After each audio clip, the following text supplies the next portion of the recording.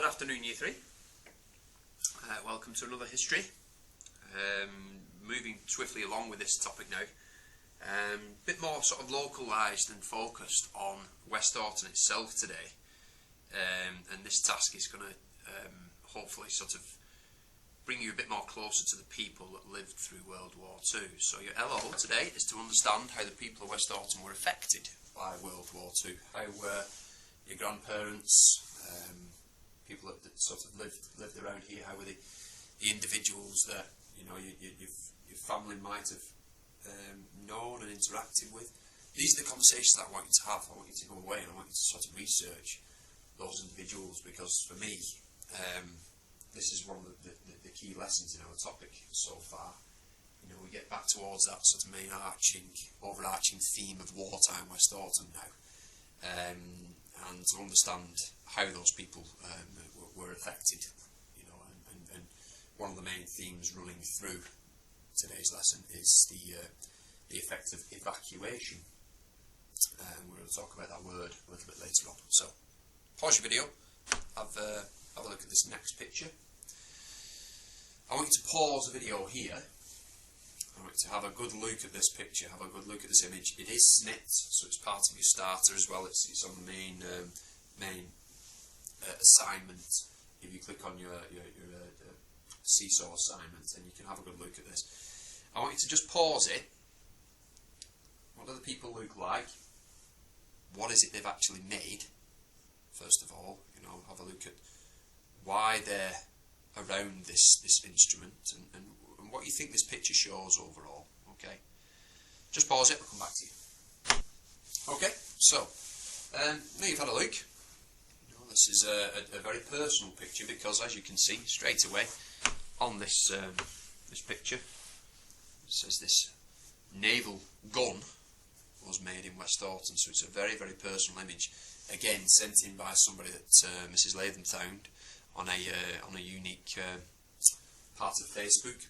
So really valuable images that we didn't have in school, originally. So something to be really sort of interested in and get our teeth into these images, because they help us, ultimately inquire about the past, don't they?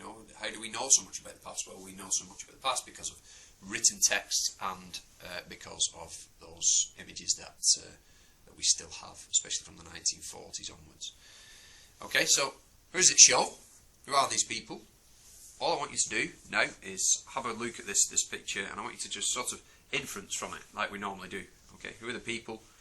The people in the picture, some of them aren't smiling, so they look quite solemn, aren't they? Some of these people.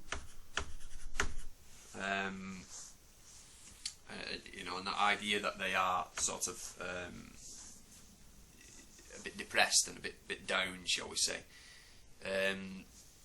The idea that they've just created something that it's going to go off and be used to kill other human beings, that's something that should resonate with you here, because guns and cannons themselves are used to ultimately help us win the war, weren't they? So these people were helping us win the war, helping us fight the war. Okay. Particularly the adults in this clip. You've got a couple of gentlemen here at the front. They're quite smart in their attire, so they might be part of the factory that was they're factory workers.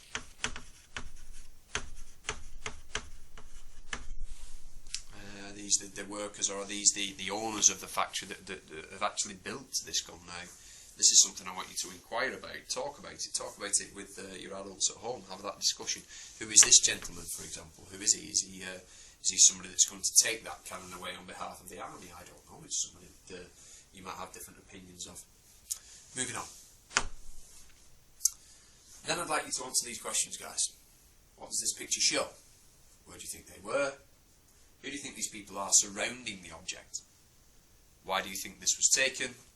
And what do you think the people felt at the time of this picture? We have started to discuss that a little bit more, haven't we, guys? So, once you've had a go at those, we'll move on to our main task. Main task today is attached to your seesaw assignment, and it's a graphic organiser.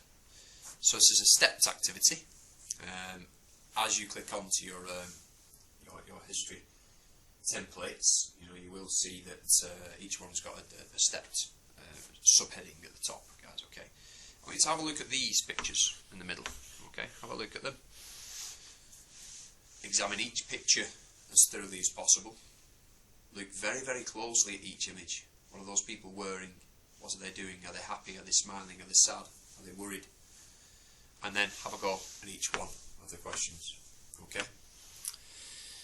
Use BBC Online to help you with this. And what I would do, if I was you, I would type in the word evacuation into BBC. Okay? Pop that into Google, you're going to get a whole raft of information about evacuation in Britain. Have a look more in depth as you type in evacuation of BBC. Have a look with the word West Horton, perhaps. Add that word to your searching bar. See what happens. We have read, so far in Swallows this week, a text by a gentleman called Peter Kay, not the comedian, but talking about his life being an evacuee. And that's very, very strange, because I was under the impression that there weren't a lot of children around here in West Horton that were evacuated. People were evacuated more to us in our sort of countryside areas, but it's something that I'll let you have a little look into. See what you can come up with, Year 3. Get back to us on Seesaw. See how you get on. Take care.